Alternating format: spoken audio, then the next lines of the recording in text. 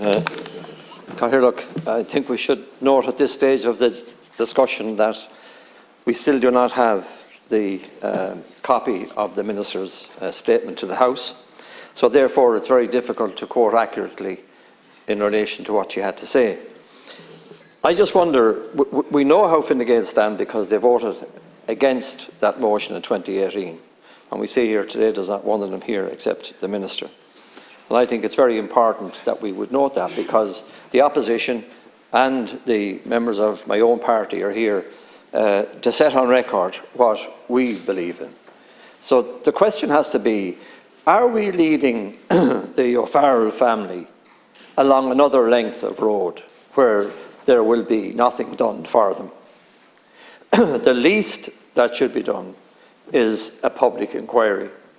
And immediately what needs to be done is to withdraw that report that has been given by the judge, to withdraw it, and to rely on what the House demanded in 2018. And the House demanded in 2018, proposed by my colleague Deputy Jim O'Callaghan, that there be a public inquiry. That was the overwhelming view of the Dáil Senate at that time.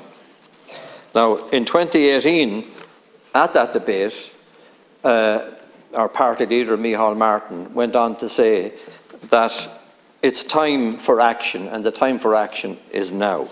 And I agree with that. I agree with that. And in 2017, commenting on the case again, he said that the entire case reveals shocking malpractice and dysfunction in the criminal justice system at all levels. Well, if you believe in that, as I do, and if you believe in it entirely, then there must be an obligation on you to ensure that any of the errors that would be in legislation, the need for perhaps new legislation, that all of that should be brought before the House and rectified. Now, the decision on the night was in relation to the public inquiry. What the judge was asked to do after that was a scoping exercise. He was not asked to give judgment. And that indeed is what he did. So I could, like other members, go through all of the cases in relation to the man that killed Shane O'Farrell on the road that night. But I won't do that because they've been well rehearsed here by other members. But I will ask you to remember that Shane O'Farrell had just finished college. He had got first in his Masters.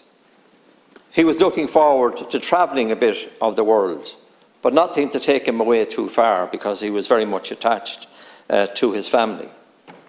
He was loved by his family and by his friends. And he was often referred to as Wordsworth O'Farrell because of his general knowledge about all sorts of things as they were going through college. So therefore you had an ordinary man going about his business, cycling his bike. Now, the judge then went on in the introduction of his report, and he made great play on the fact of where he was situated on the roadway when he was knocked down. He also made great play of the fact that he didn't have a light on his bike. But then he went on and he quoted legislation as to how and why you would be breaking the law if you didn't have a light on your bike. But the cyclist, Shane, he was clearly marked to the front of his bike and to the back. Any driver paying attention would have seen Shane O'Farrell on his bicycle. That is a fact. So the judge, in saying this in the report, is doing nothing else, only throwing in information about Shane O'Farrell so that in the end of the report he could actually blame Shane O'Farrell. And that is far, far from the truth. And it's a far way away from what he was asked to do. So, the man that killed him had 42 convictions, but Shane had no light on his bike. The man was known to the Gardaí. he was known to be involved in drugs, but Shane had no light on his bike. The car had no NCT, known to the guards 1 hour before it, but Shane had no light on his bike. He took the car away, he drove away from the scene of the accident and hid the car in a ditch near his home, but Shane had no light on his bike. Now, I find all of that commentary despicable. I reject it.